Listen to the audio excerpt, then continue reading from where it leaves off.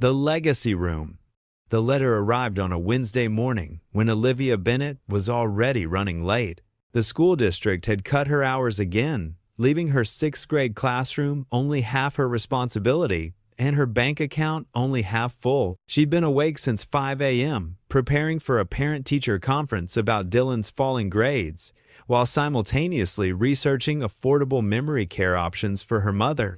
At 42, Olivia found herself caught in the merciless vice of the sandwich generation, raising a teenager while watching a parent slip away. "Mom, have you seen my history project?" Dylan called from upstairs, his 16-year-old voice cracking between childhood and manhood. "It's due today, and I can't find it anywhere." Olivia sighed, pushing a strand of graying brown hair behind her ear as she sorted through the pile of mail. Bills, advertisements, a reminder about her mother's next doctor's appointment, and then something different. Heavy cream stationery with the embossed letterhead of Harrington and Frost, attorneys at law. "Check under your bed," she called back absently, her finger sliding under the envelope's seal. The letter inside changed everything. "Dear Miss Bennett," it began in elegant typeface. "We regret to inform you of the passing of your great-aunt, Margaret Harlow. In accordance with her final wishes, you have been named the sole beneficiary of her estate, including Wildwood Manor in Berkshire County, Massachusetts, and all contents therein." Olivia lowered herself onto a kitchen chair, the room suddenly spinning slightly. Great Aunt Margaret, a woman she'd met only once, when she was 12 years old. A tall, austere figure with piercing eyes that seemed to look straight through you, yet somehow softened when they landed on Olivia. A woman her family rarely mentioned, and when they did, it was in hushed, disapproving tones. "Mom, are you okay?" Dylan stood in the doorway, backpack slung over one shoulder, concern etched across his face that looked more like his father's every day. "I've inherited a house," Olivia said, the words sounding foreign on her tongue. "From my great-aunt Margaret." "The rich one nobody talks about?" Dylan asked, suddenly interested. "Like a real house? Not an apartment?" The letter trembled in Olivia's hands as she read further. "You must claim the inheritance in person within 30 days. Miss Harlow left explicit instructions that you, and only you, are to unlock what she called the Legacy Room. The combination to this room is known only to those of Harlow blood and cannot be shared with outsiders." The phone rang, startling them both. The caller ID showed Victoria Harlow, a name Olivia hadn't seen in years. Margaret's daughter, her second cousin. "Olivia." Victoria's voice was clipped, cultured, and cold as January frost. "I assume you've received the letter about Mother's bizarre bequest." "Victoria, I'm sorry about your mother's passing. Save it," Victoria cut her off. "Mother and I hadn't spoken in years, but you should know what you're getting into. That house isn't the gift you think it is. It's filled with shame and secrets. Mother used to say Wildwood Manor was built on a foundation of women's tears." A chill ran down Olivia's spine despite the warmth of the kitchen. "What do you mean?" "The Harlow legacy isn't something to celebrate, Olivia. There's a reason the family cut ties with Mother. There's a reason your mother never speaks of her sister Sarah. There's a reason you were kept away." Victoria's voice dropped to almost a whisper. "Whatever you find in that house, especially in that room, remember that some doors are locked for a purpose." The line went dead before Olivia could respond. Dylan had been listening, his history project forgotten. "Mom, we have to go see it." Olivia glanced at the framed photo on the refrigerator, herself holding newborn Dylan, her face exhausted but radiant. She'd been 26 then, unmarried, refused to name the father, and had been all but cast out by the family that had raised her. Only her mother had stood by her, though even that relationship had been strained by secrets Olivia sensed but couldn't name. "We're not the only ones going," Olivia said, reaching for her phone. "I'm bringing Grandma too. It's time we face the Harlow secrets together." 3 days later, Olivia steered her aging Honda up a winding forest road in the Berkshire Mountains. Beside her, Dylan leaned forward in anticipation, while in the back seat, Olivia's mother Eleanor stared out the window, her eyes unusually focused.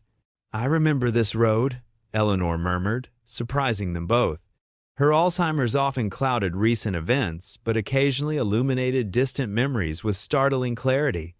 Margaret's husband built stone walls along both sides, said it would keep the forest from reclaiming what belonged to man. Olivia exchanged a glance with Dylan in the rearview mirror. Eleanor rarely volunteered information about her childhood. The stone walls appeared around the next curve, weathered but standing, and beyond them, as the road made one final turn, Wildwood Manor emerged from the embrace of ancient maples and oaks. A 3-story Victorian mansion with a wraparound porch, mullioned windows, and a widow's walk circling the steep roof. It should have seemed abandoned after years without inhabitants, yet something about it looked tended. The gardens were overgrown but not wild, the paint peeling but not decrepit. "Holy crap," Dylan whispered. "We're related to the Addams family." But Eleanor gasped, her hand flying to her mouth. "She kept it exactly the same," she whispered. "After all these years." As they approached the massive front door, Olivia noticed the brass knocker, a woman's hand holding a key. The lawyer had sent her a real key by overnight courier, antique and heavy in her palm.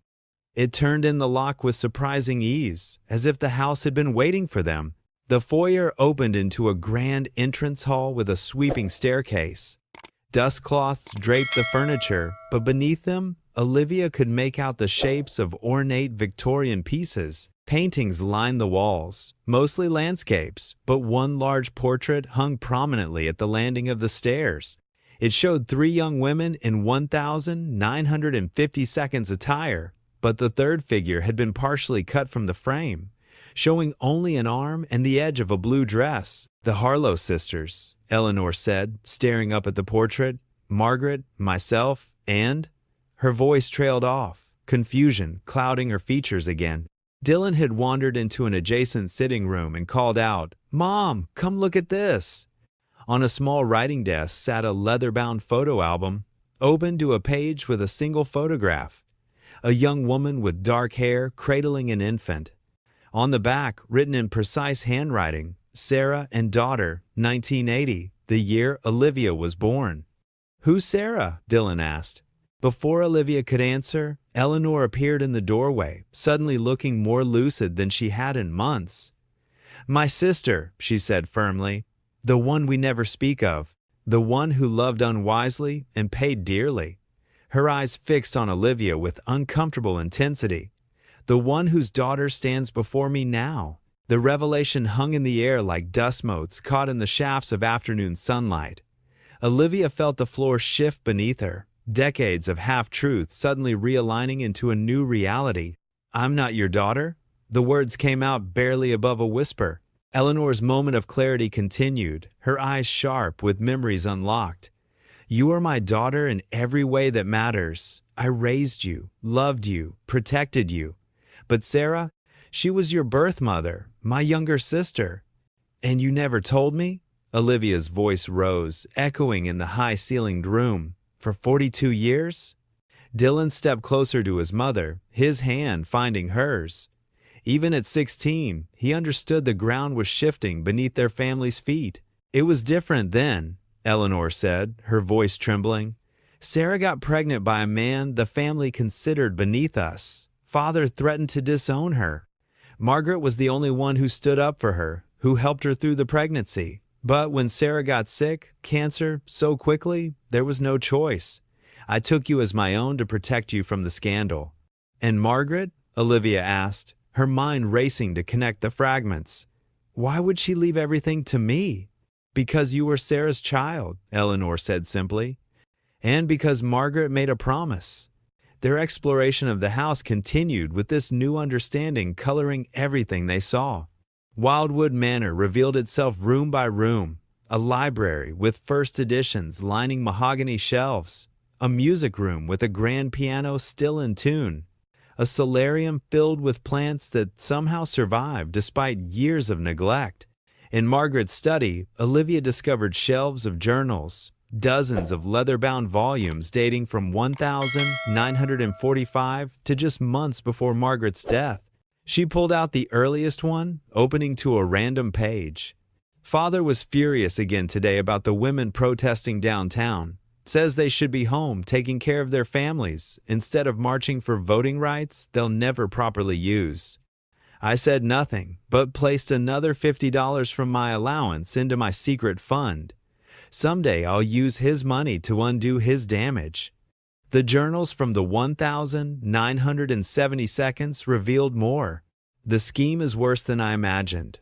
Father has been systematically targeting war widows, convincing them to invest their husband's life insurance in his special funds that don't exist. When they come asking for their money, he threatens them with ruin. These women have children, homes that could be lost. I've begun keeping records. Someday, there will be justice. And then, from 1,980, Sarah delivered a beautiful baby girl today. She wants to name her Olivia, after our grandmother. Father is still refusing to acknowledge the child's existence. Eleanor plays the dutiful daughter, but I've seen how she looks at the baby. When Sarah's time comes, and the doctors say it will be soon, I know Eleanor will step forward. What she doesn't know is that I've already begun making arrangements for Olivia's future. What Father takes from women, I will return through his own blood. Olivia closed the journal, her hands shaking. She was building a case against her own father, my great-grandfather. "Mom," Dylan called from down the hall, "I found something weird." He stood before a large painting of women marching with suffragette signs. "Watch this," he said, pressing a hidden mechanism. The painting swung outward, revealing a narrow corridor behind it. "A secret passage," Olivia breathed, "like something from a movie." The corridor led to a dead end, a metal door with a modern combination lock embedded in the wall. Beside it, a small plaque read, "The Legacy Room." The letter said the combination is known only to those of Harlow blood, Olivia recalled. Eleanor stepped forward, her eyes clear with purpose. "The birth dates?" she said. "Margaret, myself, Sarah. In order from oldest to youngest, month and day only." Olivia tried the combination 042211150530. The lock clicked open. The room beyond was smaller than expected, but what it contained stole Olivia's breath.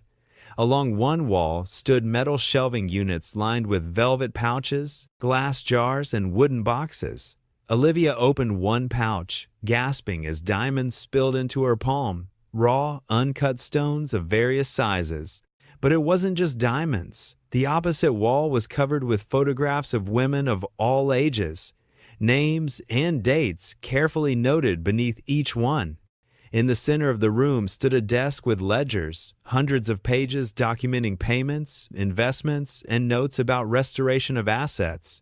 A manila envelope sat prominently on the desk, Olivia's name written across it in elegant script. Inside was a letter and a key to a safe deposit box. "My dear Olivia," the letter began. "If you're reading this, you've discovered what I've spent a lifetime building and what our family spent generations destroying. The diamonds are the physical manifestation of our family's shame. Your great-grandfather amassed a fortune by defrauding vulnerable women, particularly widows, after World War II. Using his position at the bank, he convinced them to invest their husband's life insurance in fictitious funds, then threatened them with exposure, or worse, if they complained. When I discovered the truth in my 20s, I began my life's work, identifying his victims and secretly returning what was stolen with interest. The diamonds, purchased anonymously from legitimate sources over decades, were my insurance policy, a way to continue the restitution even if the family fortune was lost. There are approximately $8 million worth of diamonds remaining in this room. They are now yours, along with the responsibility they represent. Sarah would have wanted you to have them. She was the bravest of us, choosing love over family obligation, choosing truth over comfortable lies. You are her daughter in spirit as well as blood. I've watched you from afar all these years. Your struggles as a single mother, your dedication as a teacher, your compassion even toward Eleanor, who kept the truth from you. The Harlow women have always been stronger than the men who tried to control us. Use this legacy wisely. Transform our family's shame into purpose. Olivia lowered the letter, tears streaming down her face. Dylan stood beside her, reading over her shoulder, while Eleanor remained in the doorway, her expression unreadable. $8 million, Dylan whispered. Mom, we're rich. But Olivia was looking at the photographs on the wall, women whose lives had been broken by greed, whose trust had been betrayed, women not so different from herself. No, she said quietly. We're responsible. Victoria Harlow arrived at Wildwood Manor the next morning. Her designer heels clicked sharply on the marble floor of the foyer. She'd aged since Olivia had last seen her, fine lines around her eyes, silver threading through her dark hair. Yet she still carried herself with the rigid posture of old money. I see you found your way in, she said, eyeing Eleanor and Dylan with thinly veiled disdain. And you've brought reinforcements. I found the legacy room, Olivia said, watching her cousin's face carefully. Victoria flinched, almost imperceptibly. And now you understand why that house should never have come to you. The Harlow name is tainted enough without digging up old scandals. You knew, Olivia realized, about your grandfather's crimes, about the diamonds. I suspected, Victoria admitted, removing her gloves one finger at a time. Mother was always secretive, always disappearing on her charitable missions. But she refused to tell me anything. Said I was too much like father, concerned with appearances, with the family name. And were you? Victoria's carefully maintained facade cracked, just slightly. Do you know what it's like to grow up knowing your mother values strangers more than her own daughter? To be pushed into a loveless marriage to maintain family connections while your cousins get to make their own choices? Even you, the scandal, the embarrassment, you still got to choose your own path. Olivia saw something unexpected then. Not the entitled cousin demanding her inheritance, but a woman wounded by the same family legacy that had shaped her own life. I didn't choose to be lied to about my own mother, Olivia said quietly. Just like you didn't choose to be Margaret's daughter. But we can choose what happens next. In Margaret's study, Olivia spread out the ledgers and journals. She showed Victoria the extent of their grandfather's crimes and Margaret's decades-long mission of restitution. She was using the family fortune to repay his victims, Olivia explained. The diamonds were her reserve fund to ensure the mission would continue after she was gone. Victoria traced her finger over her mother's handwriting. All those trips, all those foundation meetings, this is what she was doing. And now it's my responsibility, Olivia said, but it could be ours. Over the next several hours, as Dylan showed Eleanor around the grounds, the two cousins talked more openly than their family had in generations. Victoria spoke of her failing marriage, her empty mansion in Boston, her growing realization that the Harlow prestige she'd fought to protect was built on sand. Olivia shared the challenges of raising Dylan alone, of watching her mother's mind slowly unravel, of trying to rebuild a career at 42. I never knew that Sarah was your real mother, Victoria admitted. I just knew there was some scandal involving Aunt Eleanor's cousin getting pregnant. I didn't know either until yesterday, Olivia said, but it explains why my mother, Eleanor, always seemed to hold something back, why there was always this shadow between us. As afternoon faded into evening, they reached the legacy room again. Victoria stood before the wall of photographs, studying the faces of women her grandfather had wronged.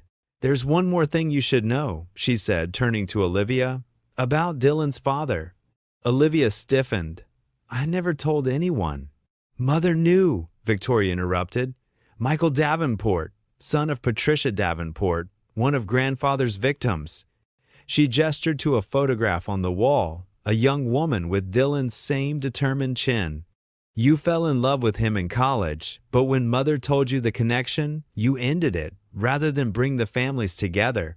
Olivia sank into the desk chair, memories flooding back, the intense relationship during her graduate program, Margaret's unexpected visit, the revelation about their family's connection, her decision to walk away without explanation, and then the discovery of her pregnancy weeks later, her choice to keep the baby but not reach out to Michael. Does Dylan know? Victoria asked. No one knows, Olivia whispered. I thought I was protecting him from the family curse. By keeping him from his father? By denying him half his heritage? Victoria's words were sharp, but not unkind. We've all been protecting the wrong things, Olivia, keeping the wrong secrets.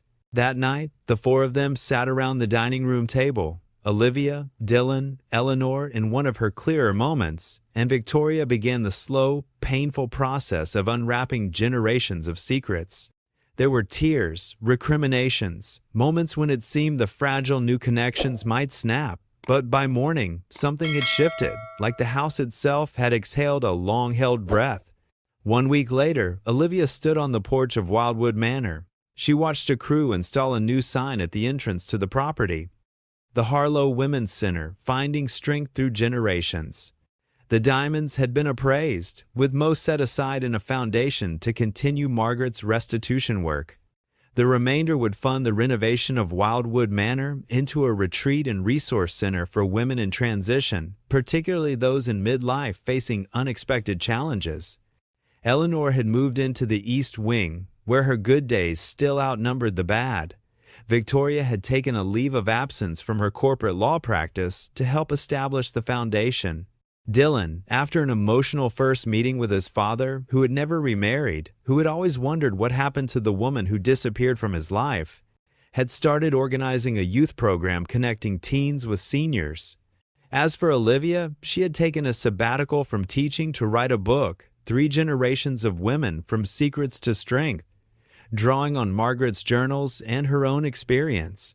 1 year later, Wildwood Manor's gardens bloomed with new life. Women of all ages gathered for the center's anniversary celebration. The legacy room had been transformed into a museum, documenting both the family's misdeeds and Margaret's mission of restoration. A reminder that healing can span generations. In a quiet moment during the festivities, Dylan found his mother sitting on the porch swing, watching the sunset paint the Berkshire Hills in gold and purple. "Do you ever regret not keeping the diamonds for ourselves?" he asked, sitting beside her. "We could have been rich." Olivia smiled, thinking of the dozens of women who had found new purpose at the center. She thought of her mother's occasional moments of joy working in the gardens, of Victoria's slow transformation from brittle perfectionist to compassionate advocate. "Life has taught me that real strength doesn't come from what we keep," she said, putting her arm around her son's shoulders. "It comes from what we give away. Margaret knew that. Sarah knew that. Even your grandmother, in her own way."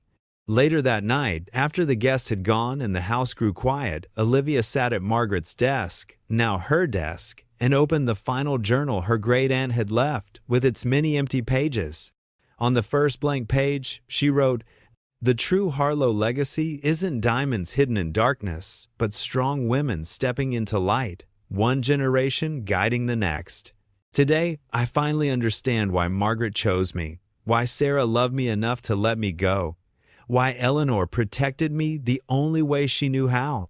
We are all imperfect vessels carrying forward something larger than ourselves, the courage to face truth, the wisdom to transform pain into purpose, and the faith that what was broken across generations can be healed in a single lifetime." Outside, the ancient trees of Wildwood stirred in the night breeze. Their branches reached toward stars that had witnessed a century of Harlow women, their tears, their triumphs, and finally, their truth.